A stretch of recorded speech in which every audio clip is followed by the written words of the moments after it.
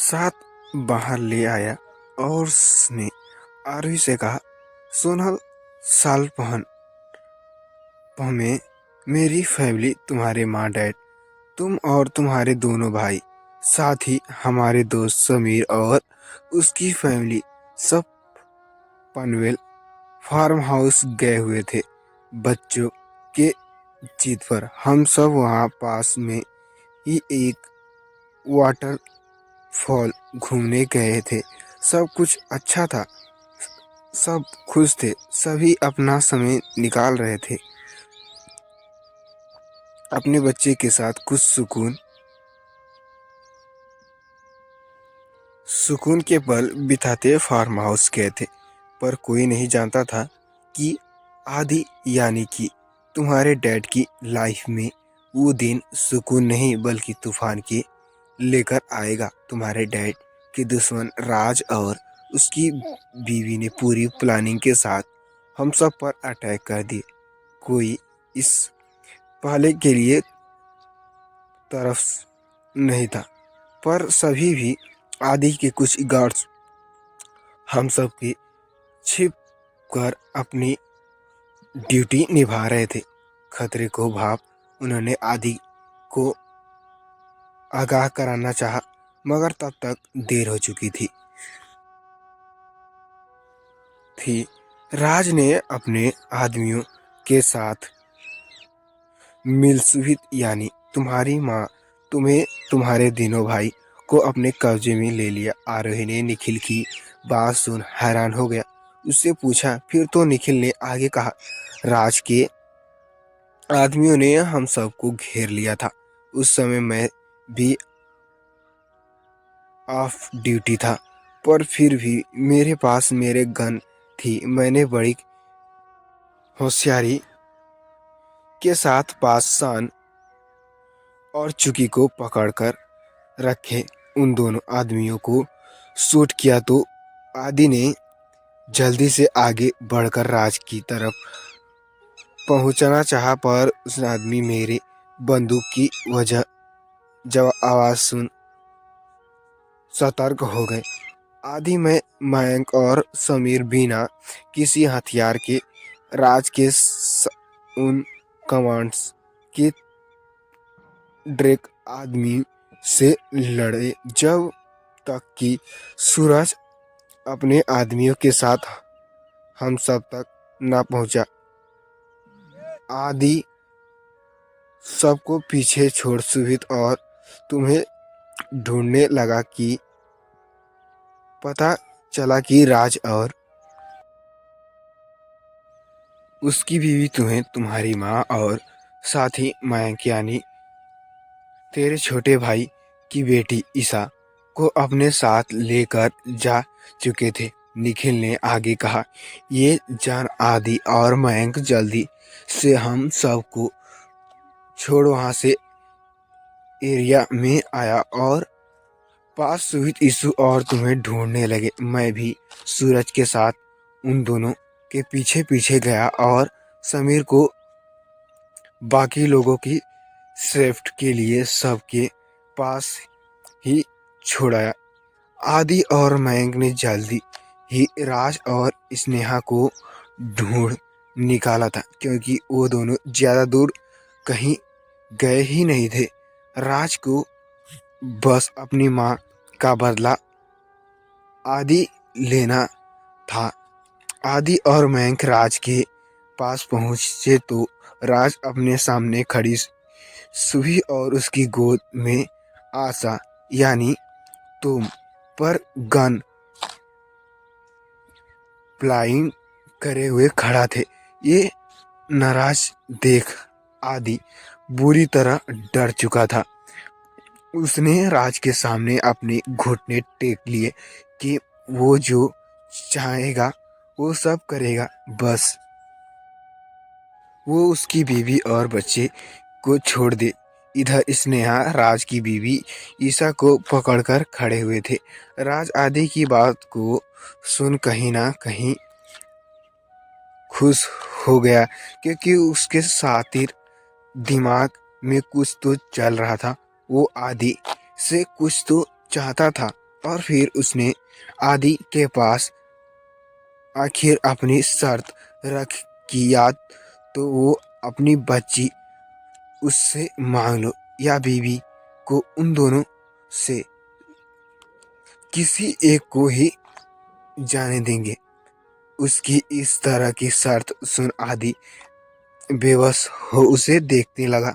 उसने कोई फैसला नहीं लिया तो राज ने गुस्से में आकर जैसे ही सुहित की तरह गन फिर से फ्लाइंग की तो इस सुहित डर से 2 कदम पीछे हो गई और उसकी इस साथ वो उसके पीछे वाटरफॉल में तुम्हें अपने गोद में लिए ही गिर गई। निखिल ने ये सब कहते हुए एक सांस लेते हुए आगे कहा, इस तरह तुम और तुम्हारी माँ आदि से अलग हो गए क्योंकि दोनों तक ढूंढने पर भी जब आदि के साथ कुछ नहीं लगा तो वो टूट गया था। बड़ी मुश्किल से उसने शान और चुकी के लिए खुद को संभाला था। उस हादसे ने उससे उसकी सांसें ही छीन ली थी, बाकी सब कुछ छीन लिया था। और इसके साथ ही एक और भी कोई था जिसने उस हादसे में कुछ खोया था। वो थी मेरी ईसा। अपनी आंखों के सामने उसने सुबह और तुम्हें खोया था। गहरे वाटरफॉल में गिरते देखा तो वो डर से बुरी तरह से चीख उठी थी और बस उसके बाद उसे उसके मुंह से आज तक फिर कोई आवाज नहीं सुनी। हम लोगों ने निखिल की बातें सुन आरोही जैसे सदमे में चली गई थी। उसे अब जो कर समझ आया था कि यह वजह थी कि उसकी माँ की आज ये हालत थी। वहीं दूसरी तरफ सुभी के पास बैठे आदित्य ने वहां आए डॉक्टर्स के बात की तो उसे पता चला कि सुभी पिछले 16 साल से कोमा में है और इसी हॉस्पिटल में है। उसकी हालत में उन लोगों ने अब तक कोई सुधार नहीं देखा है। सुभी को एडमिट यहाँ के पुराने अकाउंट एमआर देवेश शर्मा ने यहाँ यह कहकर करवाया था कि वो उनकी बहन है। इतना आदित्य को पता बताकर उस डॉक्टर ने आगे कहा, मैं इतनी ही इसके बारे में जानता हूँ और इससे ज़्यादा जानकारी आपको हमारे सीरियल डॉक्टर सिंह ही दे सकते हैं। आदित्य ने डॉक्टर की बात सुन अब एक नज़र शान को देखा तो आदित्य का इशारा समझ डॉक्टर को अपने साथ लेकर वहां से चला गया। वहीं आदित्य ने अब बड़े ही प्यार से सुभी का हाथ चूम उसके कान्हा जी को आज इतने सालों बाद याद कर लिया। दिल ही दिल में धन्यवाद कहा।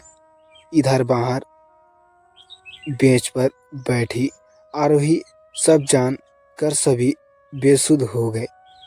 एक ट्रक सामने देखे जा रहे थे जिसे समझ ही नहीं आ रहा था कि वो कैसे रिएक्ट करे, ये सब कुछ कैसे संभाले। आदित्य मित्तल को उसके डैड और उसकी माँ का नाम आस्था शर्मा बल्कि शुभांगी मित्तल है। सब सोच सोच कर आरोही का सिर अब फटने को था कि तभी उसके सामने से रुद्र आता देख उसे देख ना जाने क्यों उसे अच्छा लगा और वो अपने पास आते रुद्र को देख अपनी आँख को आई नमी को साफ करते अपनी जगह से उठ खड़ी हो गई। रुद्र ने भी उसे एक नज़र देखा पर कि ये क्या था। वो उसके पास आने की बजाय साइड में मुड़ गया और उसने वहाँ खड़े निखिल के पास जाकर कहा, पापा वो चाचू कॉल कर रहे थे, आप एक बार उनसे बात कर लो। निखिल का फ़ोन लगातार बिजी बता रहा था। ऐसे में मयंक ने रुद्र को कॉल किया था। वहीं रुद्र के मुंह से निखिल के लिए पापा शब्द सुन आ रही। अब एक बार फिर झटका लगा। वो रुद्र को देखने लगी। वो उसे ही देख रही थी, मगर रुद्र वो उसके पास आना तो दूर, उसके भी न देखे ही अगले पल वहाँ से चला गया। तो फ्रेंड्स, ये थी हमारी आज की स्टोरी। तो भाई ने एक कमेंट किए थे कि स्टोरी और बढ़ना चाहिए। तो फ्रेंड्स, मैं बिजी होने के कारण मैं स्टोरी इतनी ही अपलोड कर पा रहा हूँ। तो फ्रेंड्स, हो सके तो मैं कल के लिए कुछ लॉन्ग बनाकर दे सकता हूँ। तो फ्रेंड्स, आप ऐसे ही अपना प्यार बनाए रहिए और हमारे चैनल पर नए हैं तो चैनल को भी सब्सक्राइब कर लें।